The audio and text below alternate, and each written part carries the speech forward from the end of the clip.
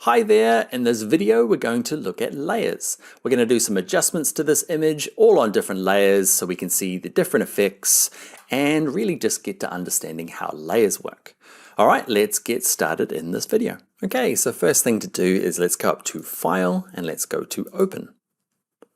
Now, from the files that you've downloaded, okay, open up O1 Layers. Okay, this image comes to us free from Milos Tronchinski. I practiced that. Let's open them up. Thanks, Milos.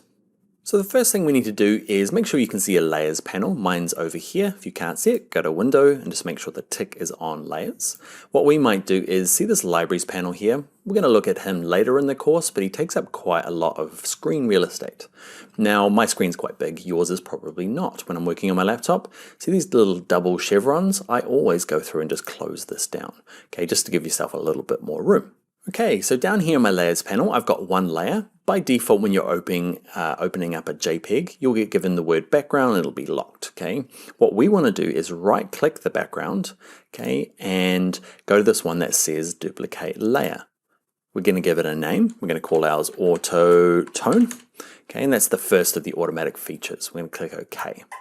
Now it hasn't changed anything. I've just got two layers sitting on top of each other.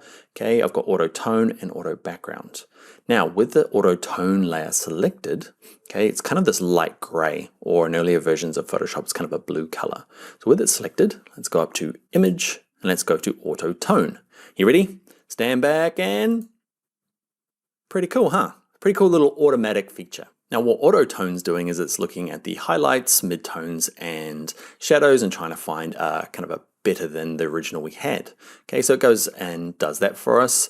A nice little quick automatic feature. When do I use that? I use that quite a lot when I'm doing maybe images that they're not going to be like the front cover of a magazine or the hero image for a design. It's just, I want a quick fix. Okay, I've taken them on my phone or something and they're not quite perfect. I'm going to go through and use something like auto tone before I say upload them to social media. So over here in my layers panel, the thing to look at is auto tone. Okay, it's a little hard to see. The thumbnails are slightly different. What we can do is turn the eyeball off on this auto tone layer. Just click the eye right in the middle.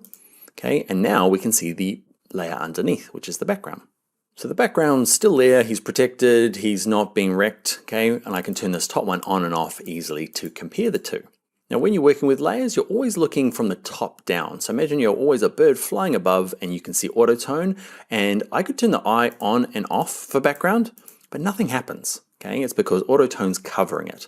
Okay, so I could turn you off and then you off. Okay, so that's, I guess what we're doing in this video is getting an understanding of layers. Let's do the next of the automatic features. So let's turn off the eyeball. Okay, so I've turned off auto tone. Let's select the background layer and right click it again and go to duplicate layer. Let's look at the other feature. Okay, it's called auto contrast and let's click OK.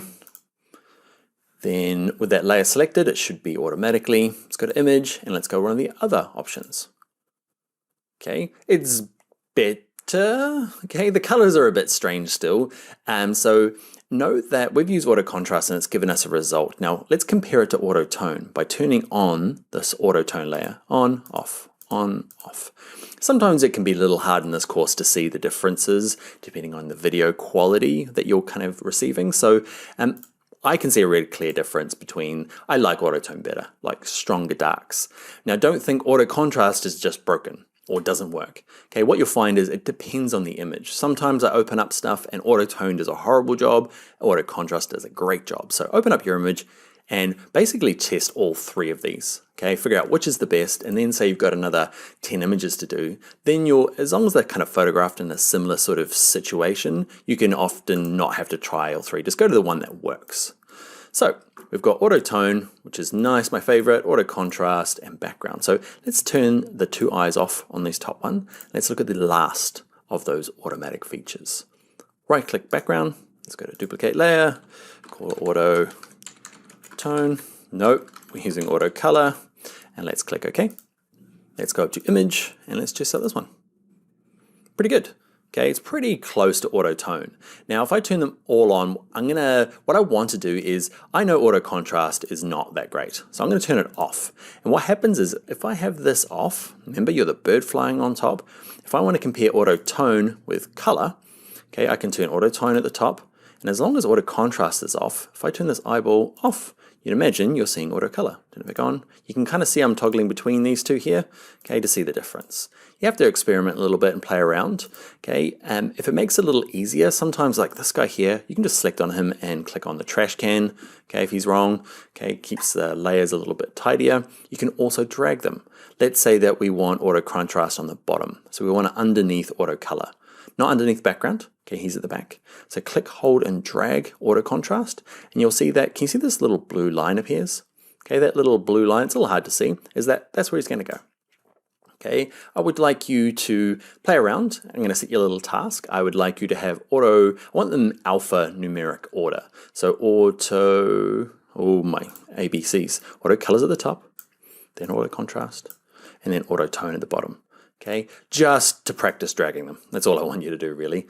And you'll notice that the difference between, say, auto color and auto contrast, on the video, it might be so minutely different, just a slight color change. And then it's up to personal preference.